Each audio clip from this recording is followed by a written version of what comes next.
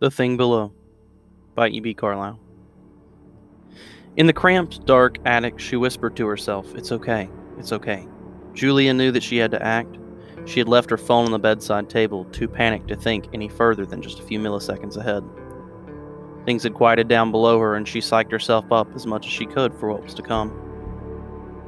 Opening the attic hatch as quietly as possible, the light from the hallway beamed in as a thin line, first blinding Julia, then illuminating her face. Her eyes darted around the narrow opening, searching for any sign that the thing had left. The only evidence of the day's earlier events were the crushed picture frames strewn across the hardwood floor, glass shrapnel coating the hallway. She slowly lowered the ladder, praying that for once it would not screech as it unbent itself and came to a standing position in the hall.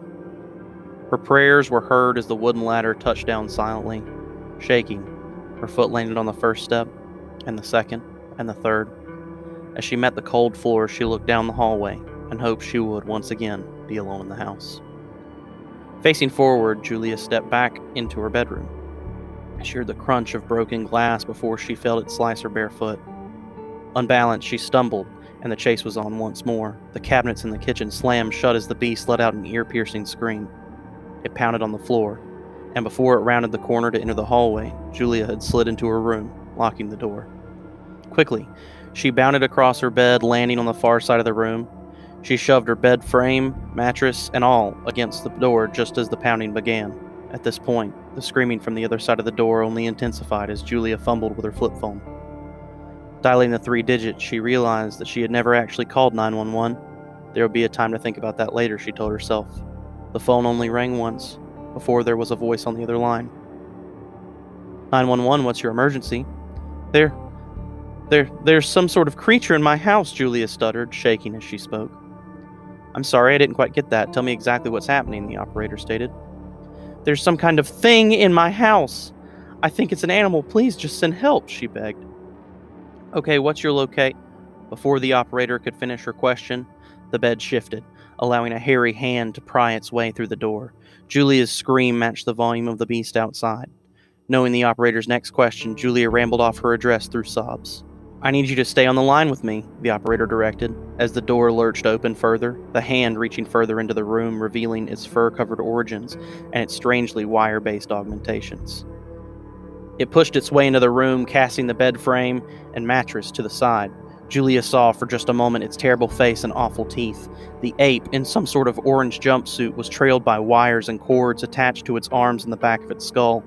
It stood as tall as Julia herself before pounding its fist on the ground once more and screaming. It charged, and Julia instinctively grabbed at anything around her. Snagging the curtain, she dropped the phone and pulled the heavy cloth down upon herself. For a moment, the only thing between her face and this beast was a few millimeters of cloth, its teeth gnashing and fists swinging. A hairy mitt caught her in the stomach as she stumbled past the creature, now wrapped in a makeshift net. Julia frantically scurried around the beast, shimmying through the half-open bedroom door. Ignoring the broken glass that still covered the hall, Julia sprinted toward the front door. Before reaching the doorknob, she glanced over her shoulder. The simian monstrosity now pounded down the hallway, swinging its arms back and forth against the walls. It opened its mouth to let out a gut-wrenching squeal that revealed its true animalistic nature. The walls gave way under each of the creature's blows, leaving basketball-sized craters in the wood. Turning back toward the front door, Julia's gaze caught the blue lights beaming from the driveway. Relieved, but still more terrified, she bolted toward the officers with their weapons drawn. Please help, it's still inside, Julia pleaded.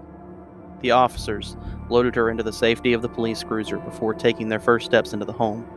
The first officer, a woman, entered, followed by her male partner. The officers were out of sight, but surprisingly no sounds came from within. No pounding of fists, no gunshots, no inhuman screams. A few moments later, the officers came back to their cruiser, visibly shaken but clearly unharmed. Ma'am, the male officer began, your house is empty. What? Julia questioned, confused. Something definitely happened, but the French doors connecting to the dining room were open when we went in. It seems that whatever was inside fled out the back door. We're going to call for backup, but for the moment, everything seems okay. Okay, Julia screamed.